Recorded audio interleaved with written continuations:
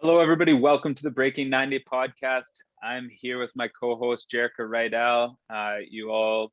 Most of you probably know me if you've still been listening to this podcast this long. I'm Alex Harriman. We are the coaches of Breaking 90 Fitness. Thanks for listening.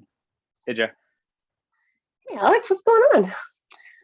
Oh, nothing. I got back from a vet appointment the other day. It was like all three of so we have two dogs and a cat for anybody listening. We have two big dogs, a husky and a lab, and then a little orange cat. And it was like time for them all to have a checkup. And rather than having separate appointments, I was like, you know what, let's get them all in at the same time. And it was so chaotic. I had Emerson with me and all three animals in the car, and we brought them into the vet, and like the dogs are barking, and the cat hates the vet obviously because it's a house cat. And it was just so funny. And Emerson's going crazy because he's a 4-year-old kid with tons of energy. I was like, this is the biggest mistake ever. Chaos. The people there must have just been laughing at you. They were, and they know us because we've been with them for a long time. They thought it was pretty funny, but it was absolute chaos. And then anybody who has animals knows how expensive vet bills are. So it's like all three of their vet bills. It's like, why did I do this all on the same day? All at once. Please learn from your mistakes, Alex. Yeah, it could be so easy to just drop a dog off and on with your day for a bit, but it's a process. Oh, well. It's all done now. Till next time. What topic do you have for us today? I want to keep it pretty simple and just do a little chat about water. We talk about it so much on Breaking 90 Fitness, and I just want to do a little, I guess, the importance of and how we figure out a goal, some tips and tricks along the way. Cool. Awesome. Love it. Yeah, so we know that obviously water is in all of our cells, organs, tissues, and it's so important for us to consume.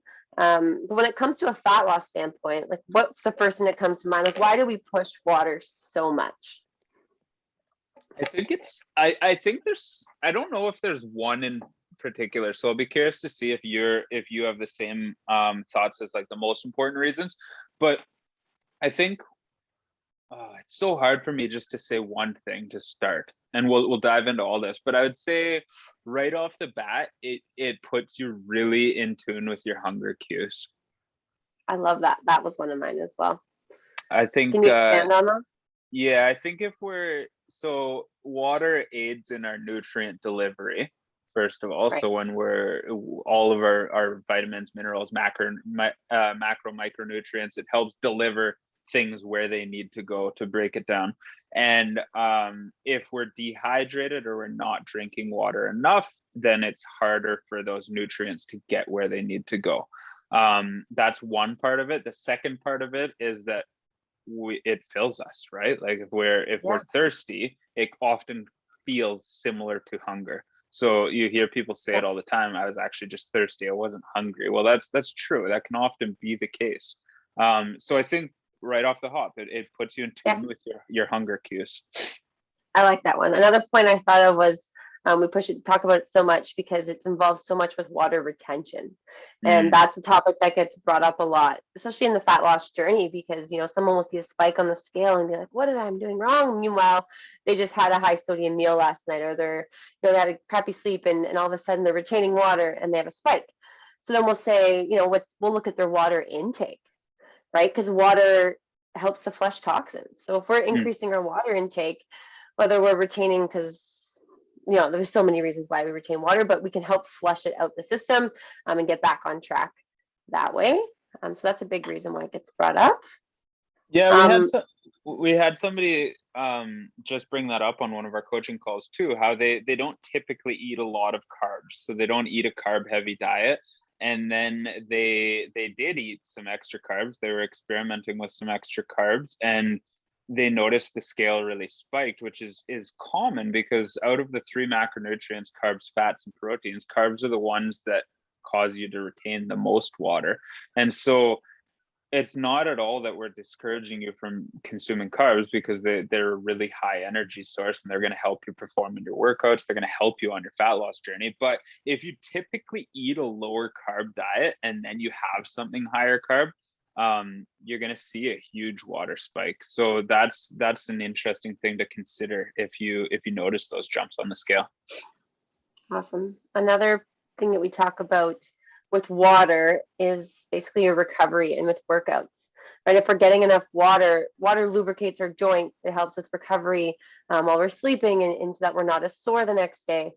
So that's another kind of big point why we push that water intake big time.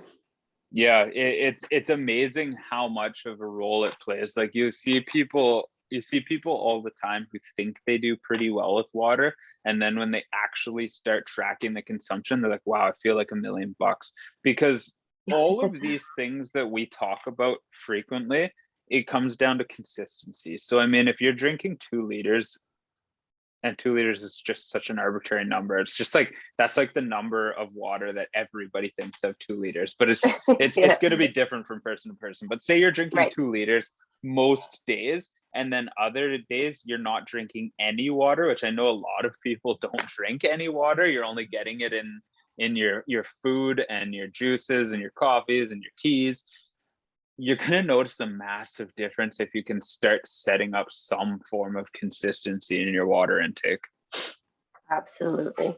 Absolutely. And bottom line, and from a fat loss standpoint, water is 0 calories. Like, so when it comes down to our, not all, like, we know that it has a vast array of benefits, but when it comes down to just calories in, calories out, right? This is something that doesn't add up to our daily caloric intake. So it's amazing. Can fill us up and keep us not, well, hopefully in a deficit. If you drink a big glass of water with your meal, you will feel so much more full than if you don't. And I encourage anybody listening to this, go out and try it today. Like, I'm not talking like 100 mils of water. Like, go have a big glass of water with your meal. I guarantee you're going to feel more full. You're going to feel more content with that meal. And it's going to be longer before you feel the cravings to have another meal. So that's a really, really easy thing to implement. I agree. That's a good challenge. Now, I was going to ask you, when would you encourage people to drink water? I think, well, all day. Now, the only thing I would go against is right before bed. It's not ideal, but that's a pretty obvious one. First thing when you wake up, we know that water helps to regulate our body temperature, obviously nutrient delivery. So first thing you wake up, it's always a great thing to get into the system first. That's always, we both do that, and we talk about how important it is. Not only does it help with our daily water goal, right? We get a lot out of the way in the morning. It just helps you feel really good and energized. We need that. I think a lot of people struggle with like just remembering to drink water if it's not part of your normal routine. So what I like, one of the easiest things that I could encourage you to do is think about like the key times of day that you need it. So you, like Jerrika just mentioned, when you wake up, that's the longest period of time in a day you should go without water, is when you're sleeping. So as soon as you wake up, is like, you need water. Get some water in your system, start the process. You don't have to go out and chug your water. You can start sipping it. But if you're somebody who typically struggles with the total consumption, think about right when you wake up, before, during, and after every meal. So basically just have water throughout the meal process, before, during, and after any physical exercise. If you can just start with those, that's a really, really great foundation. With the meals, if you can actually start quite a bit earlier than the meal, like during the meal prep, it's going to, as we mentioned earlier, put you more in tune with your hunger cues too. So you're not gonna snack as much. You're not gonna needlessly eat more than necessary. It's gonna, if you slow down, have that water, and bring it into the before, during, and after meal phase, it's really going to help make a difference with your hunger cues and how much you consume there. I think just doing that alone, like you said, will increase our people's daily intake just alone, not even tracking, just by taking a cup in that way. We also have a couple tricks that we use with people to help remember water intake. Is there any that stick out to you that like really makes a big difference for you or for people that we've worked with? I've done two in the past, and the first one that comes to mind is the rubber band. We talk about that one often. So step one would be I get my favorite water bottle and figure out what size it is, and then we can talk about setting a goal after. But so you have a goal in mind. Let's say I need to have 3 of these, or I want to have 3 of these water bottles a day. I'll put my 3 elastic bands around the top of the bottle. Once I finish one, I move it down. It's for people typically who like having a goal or a target, just to have to kind of check up the box off at the end of the day. It's nice to visually see how many you have left. So that's one of my favorite ones. I know that's worked for a lot of people. Myself, I actually just use a large water bottle. I put all the water that I need to consume in this very large water bottle. I personally like room temperature water, especially in the winter months. So I just put everything I need to drink in this massive water bottle, and I will pour out of that so that I have, for me, it's one visual goal to attack throughout the day. Yeah, those are both awesome. The visual cue works really well for a lot of people. If you know you're somebody that benefits from a visual cue, then that's huge.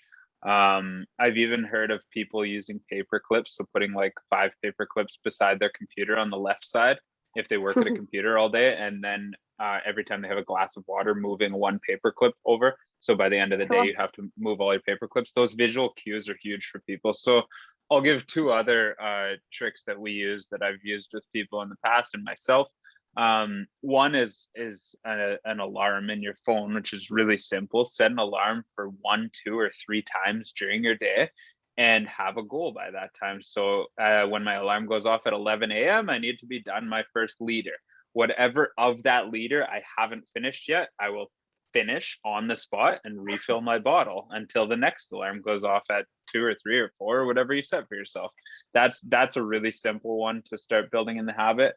And then the last one that I'll give is just habit stacking. So pick something that you have to do every day, maybe even multiple times per day, and always have a drink of water with that activity or action. So going to the washroom is an easy one. Every time you go to the washroom, have a glass of water.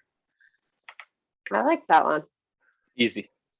Yep. And it just makes you have to go to the washroom more. So you end up drinking more. It's like a beautiful, vicious cycle. Yeah, exactly. Exactly. Great. Awesome. I do want to go into some different ways we can talk about kind of picking a goal for water. Cool. Cool. I think the first one and the most basic way would be our BAMs, or bare ass minimums. Yeah. So that's looking at what you currently intake, what you currently drink on your absolute worst day, right? Mm-hmm. So whatever that may be, let's pick like 2 cups of water. On my worst day, I can definitely drink 2 cups of water. And then we will pick a target on our best day, which might be maybe 5 might be attainable, and then we use that bare ass minimum, and we make a goal every day. And we use calendars. You can use whatever you want, but you can track that every day. Today I hit my bare ass minimum, I hit my goal, and mark that off on my dry erase board. It's great visual cue, which we all love. And that's the simplest way. And then after a while, it's so easy. I saw that I checked it off however many days in a row. Okay, I'm ready to increase that bare ass minimum. Yeah. I love that you highlighted that, because so many people will come out of the gate and pick so I consider end goals what we should aim for. And so many people are going to come out of the gate and say 2 liters of water because it's the number that we've all heard forever. But that might not even be close to attainable for you right now. So you're just setting yourself up to fail. So maybe you're going to work towards 2 liters of water if that makes sense for you. But starting with a BAM is huge. Starting with something that pushes you outside of your comfort zone a little bit on your worst day. Think of that as your starting goal, and then slowly progress that once you build momentum and that becomes habit for you. Awesome. Now there's calculators out there that people use. Yeah. And they'll take your body weight and you can multiply it by, I don't know, 12, and you get that in, what is it, milliliters? There's different numbers. I use 2, and before I say these, consider these your end goal. Don't consider these your starting goal. This is what, so anytime I set a goal with somebody, I look at it on a continuum. So say on a scale of 1 to 10, your absolute worst day of consumption, like Jerrika mentioned, is like 2 cups. That is a 1 out of 10. Now, these goals that I'm about to talk to you would be a 10 out of 10. Your job right now isn't to move from wherever you are on that continuum to a 10. It's to get from wherever you are right now up one single notch until that becomes a habit. So if your average day is like a 4 out of 10, how can you get to a 5 out of 10, then a 6 out of 10, then a 7 out of 10 down the road? Not a 10 out of 10 tomorrow. Okay. So now that I got that out of the way, the two formulas I use, the one that often results, or it does result in less water, is half of your body weight in ounces. So half your body weight of pounds. So if you're a 200-pound person, it would be 100 ounces of water. That is a really simple calculation, and that's a good end goal. And then as you lose weight, that number goes down. So that's a bonus. And then the second one is just in mils, if you prefer mils, but it's it equates to a little bit more. So it's your body weight in mils of water times 17. So if you're 200 pounds, then that equates to 3.4 liters. And so that's quite a bit of water. Like I said, if it seems like an overwhelming amount, don't start with it. Like your body's going to be really good at telling you what it needs. So maybe you don't ever need that much, but it's just so that you have something at the end of the tunnel to shoot towards. That's kind of the long-term goal. So I use those 2 goals all the time, but at the end of the day, you have to listen to your body and figure out what feels good for you.